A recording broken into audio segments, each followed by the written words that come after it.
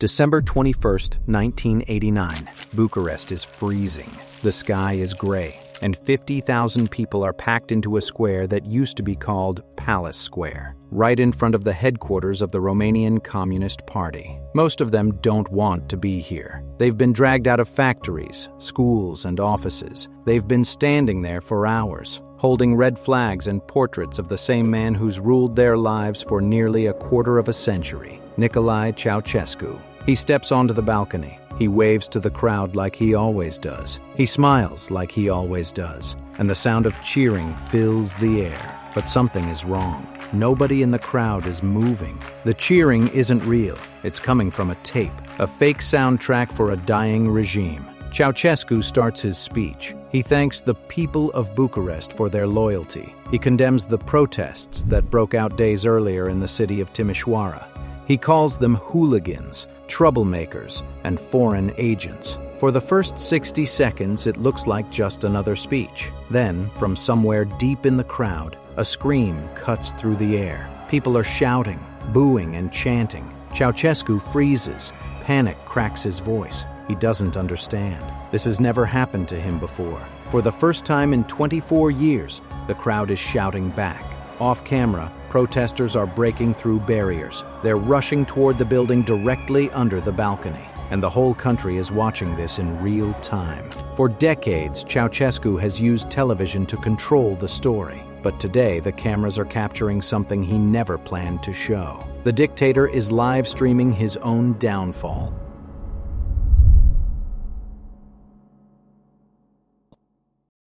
Imagine a country where the leader's face is everywhere.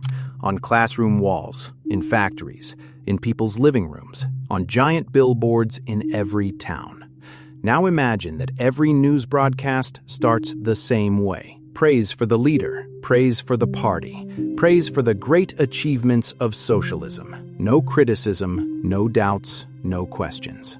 This was Romania under Nicolae Ceaușescu. He came to power in the mid-1960s, after the previous leader died. At first, many people actually liked him. In 1968, when the Soviet Union invaded Czechoslovakia to crush reforms there, Ceaușescu shocked the world by going out on a balcony in the very same square and publicly condemning Moscow. For a moment, he looked like a brave, independent leader standing up to the Kremlin. Western countries opened their doors. Loans started flowing in. Romania began borrowing heavily from foreign banks to build factories, dams, and grand projects. Ceaușescu told the people they were entering a new golden age. But behind the speeches, he was building something else. He built a secret police force, the Securitate, that watched everyone.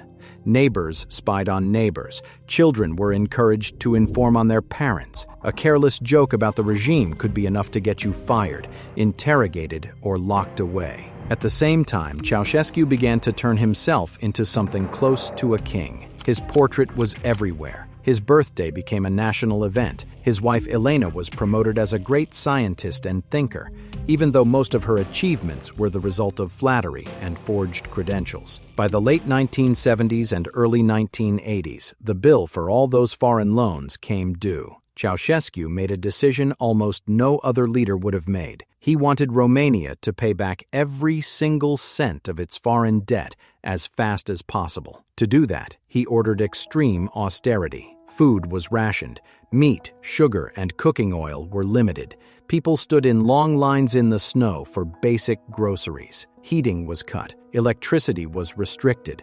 Whole apartment blocks shivered in the winter, while the presidential palace stayed warm and bright. TV was cut down to just 2 hours a day. Those 2 hours were mostly propaganda about factories, harvests, and Ceaușescu himself. On paper, he could claim the economy was strong and the debt was shrinking. In real life, ordinary people were going hungry and sitting in the dark. The gap between the image on TV and the life in people's kitchens was getting impossible to ignore.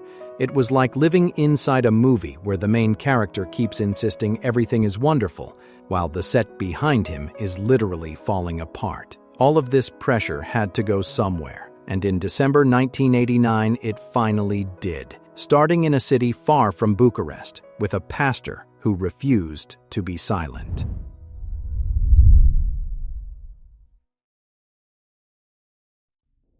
The city is Timișoara in western Romania, near the border with Hungary. The person at the center of it is a pastor named Laszlo Tokes. He had criticized the regime in his sermons, speaking out against the abuses of the secret police and the lack of basic freedoms. This alone was dangerous. In a country like Ceaușescu's Romania, words from a pulpit could be treated like a weapon. The authorities decided to remove him. They moved to evict him from his church residence. But when the day came, something unexpected happened. People gathered. At first it was just his parishioners. Then others joined. Students, workers, ordinary citizens. They formed a human chain around the building, refusing to let him be dragged away. They weren't carrying weapons. They were carrying candles. But the regime didn't care. Security forces arrived. The crowd refused to move. The protests spread from the church to the streets. People started shouting slogans that went far beyond defending one priest. They shouted for freedom, for an end to Ceaușescu, for a different future. The response was brutal. Troops and armored vehicles were sent in. There were reports of live fire being used on protesters, bodies in the streets, hospitals overwhelmed. Foreign radio stations began talking about a massacre in Timișoara. Inside Romania,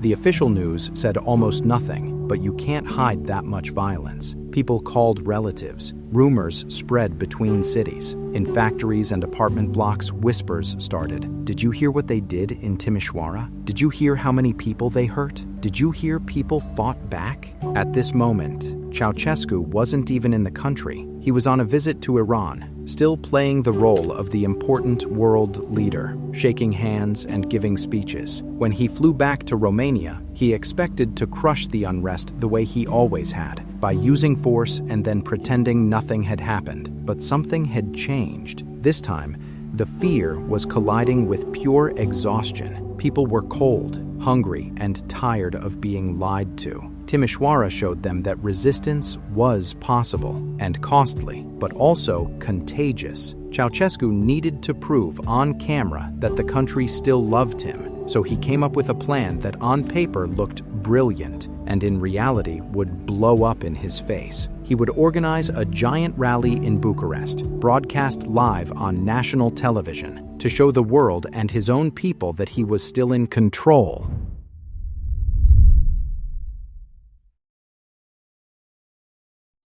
The morning of December 21st, bus after bus rolls into Bucharest's Palace Square. Workers have been ordered to attend.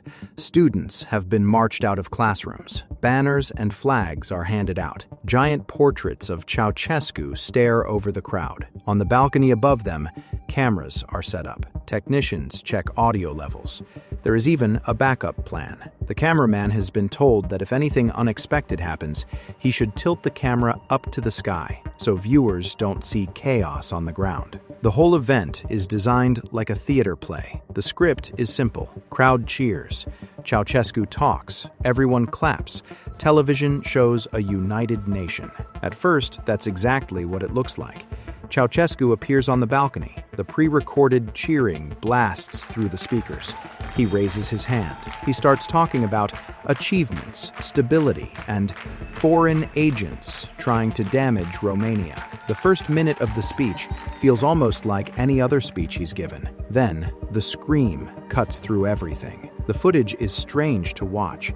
You can see Ceaușescu pause mid-sentence. His eyes flick to the left, then the right. He hears something he has never heard during a speech. Open defiance. The noise spreads. People in the back begin booing, chanting, and clapping in strange rhythms. Someone shouts, "Down with the dictator!" Others join. The pre-recorded cheering keeps looping awkwardly over real anger. Ceaușescu's voice cracks. He stammers. He tries to call the crowd comrades and citizens, but the words feel weak now. For the first time, you can almost see him realize that the crowd is no longer a prop, it's a threat. On the balcony, security personnel panic. His wife, Elena, snaps at him. One of the officials tries to step in front of the microphone. The broadcast is still live. Millions of Romanians are watching a man who built his power on the idea that he was untouchable suddenly look very, very human. The cameraman quickly zooms in, then jerks the view upward to the sky, following his instructions. but it's too late. Everyone has heard the crowd. Down below, protesters push against the barriers in front of the Central Committee building. Some break through. For a few minutes, it looks like they might storm the building while Ceaușescu is still on the balcony. Security forces manage to push them back. For now. Shaken, Ceaușescu tries to recover. He suddenly announces wage increases and higher pensions, like he can buy loyalty in real time with promises shouted into the microphone. But the magic is gone. The spell that had held for 24 years, fear, control, the illusion of total support has been broken on live television. When the speech ends, many in the crowd simply refuse to go home. They spill into side streets, shouting, "Down with Ceaușescu," and calling for freedom. What started as a stage-managed rally has turned into an uprising, and Ceaușescu's next move will turn the streets of his capital into something far worse than a failed TV show.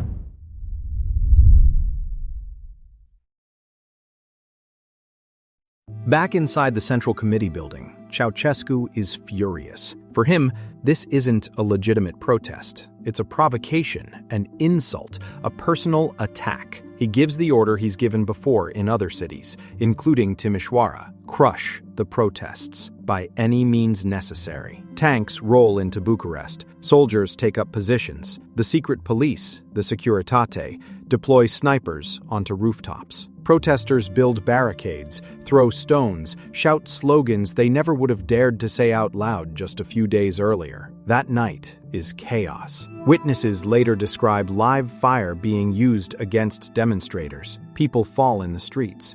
Some who try to take shelter are targeted from above. By morning, so much blood has soaked into the asphalt that crews have to hose the streets with water cannons just to wash it away. But the violence doesn't have the effect Ceaușescu expects. Instead of scaring people back into silence, it makes them angrier, and it starts to shake the loyalty of the forces sent to carry out his orders. On December 22nd, in the early hours, huge groups of workers begin leaving their factories and marching toward the city center. They are no longer just a controlled crowd for a TV show. They are a moving wall of people. Something else happens that is even more dangerous for Ceaușescu. Parts of the army begin to switch sides. Some soldiers refuse to fire on the crowds.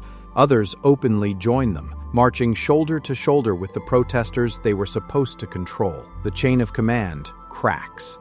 The image of a unified state starts to blow apart. Then comes a moment that many Romanians still remember clearly: the mysterious death of the defense minister, Vasile Milea. Officially, the state claimed he took his own life. Many people believed he was pressured or punished for not being hard enough on the protesters. Whatever the truth, the effect was immediate. The army was told he had been betrayed by the leadership, and soldiers became even less willing to obey orders from the top. In a matter of hours, Ceaușescu goes from having an entire state apparatus at his command to wondering who, if anyone, is still prepared to defend him. Outside, the central square is now filled with hundreds of thousands of people. They are no longer holding portraits of the leader. They are ripping them down. Inside, Ceaușescu and a shrinking circle of party loyalists hold a desperate crisis meeting. The crowd is getting closer. Protesters begin breaking into the lower floors of the Central Committee building.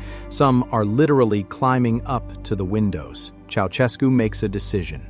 If he can't control Bucharest from this building, he'll escape and find help somewhere else. He orders a helicopter to land on the roof, and as the blades start to spin, one of the most surreal images of the revolution takes shape. The same balcony where he once promised a shining future is now just the nearest exit to the sky.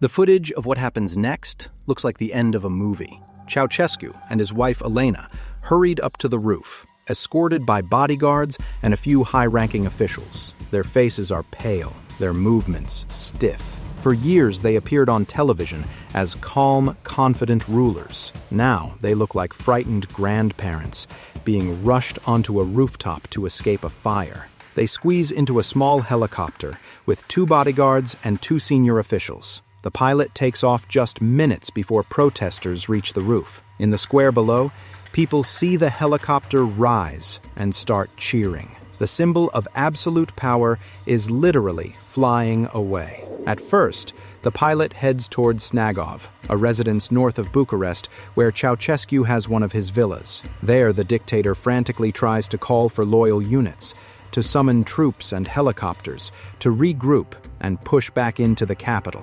The answers he gets are silence. Officers either refuse to act or pretend not to have the resources. The message is clear. The old obedience has evaporated. The couple are not the center of power anymore. They are a problem nobody wants to touch. The pilot convinces the Ceaușescus to take off again, this time with fewer passengers to lighten the load. They leave the two officials behind at Snagov and aim toward the west, hoping to reach a garrison they still believe is loyal. Then, another blow hits them, this time through the radio. A message comes in.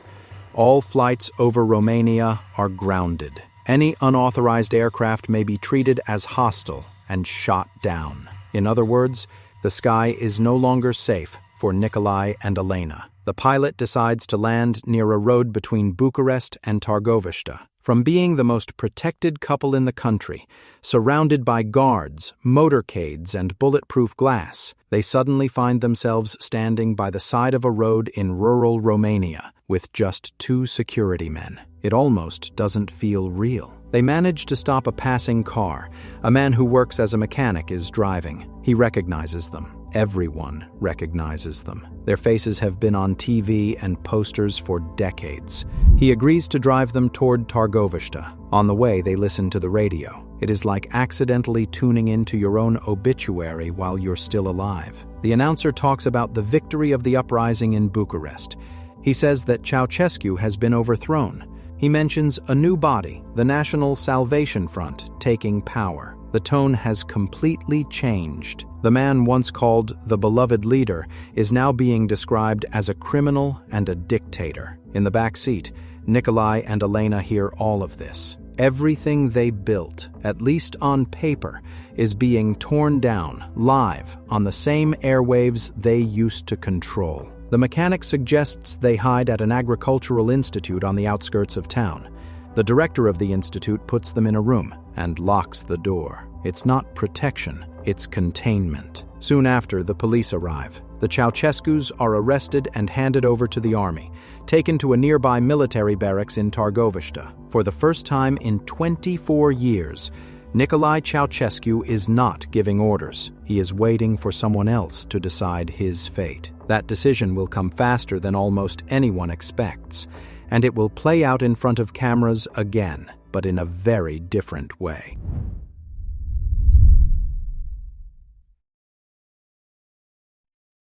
At the barracks in Târgoviște, the new provisional leadership in Bucharest faces a problem. The revolution is still chaotic. There are rumors of terrorists loyal to Ceaușescu, of secret police units still fighting, of possible counterattacks. People are nervous and angry. Shooting continues in parts of the country. Keeping the former dictator alive in that charged atmosphere feels risky. So they decide to stage a trial. On December 25th, 1989, Christmas Day, an extraordinary military tribunal is hastily set up inside a room at the barracks. Nicolae and Elena are brought in, looking tired but still defiant. The charges are heavy. He is accused of ordering mass repression, of causing the deaths of tens of thousands of people, of destroying the national economy, and of trying to flee with more than $1 billion in foreign accounts. The indictment is read out quickly, like a list already memorized. Ceaușescu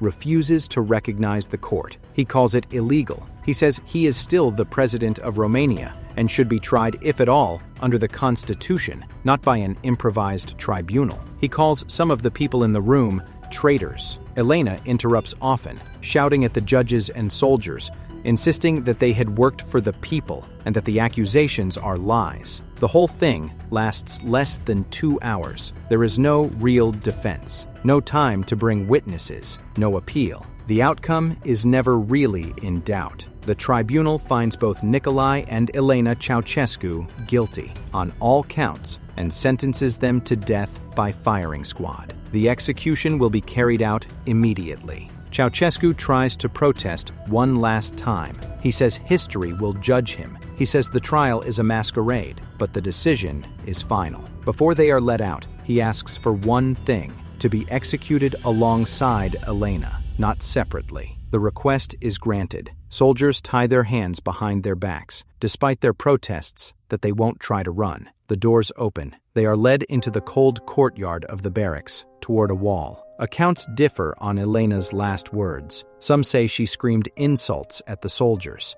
Others say she cried. Either way, she doesn't go quietly. Nicolae, on the other hand, seems strangely composed. He starts to sing the first line of the Internationale, the old socialist anthem, the song of workers around the world rising up. He barely makes it past the opening words. The firing squad opens fire. Dozens of bullets hit them. It is over in seconds. The couple who had ruled Romania with an iron grip, who had built a personality cult, who covered the country in their images and words, are suddenly just two lifeless bodies at the foot of a barracks wall. Hours later, cameras record their bodies lying on the ground. The next day, Romanian television broadcasts this footage to the nation as proof that the Ceaușescus are gone for good. For decades, Ceaușescu used TV to tell the people what to think. Now TV is used to tell the people he is no longer there. And in Romania,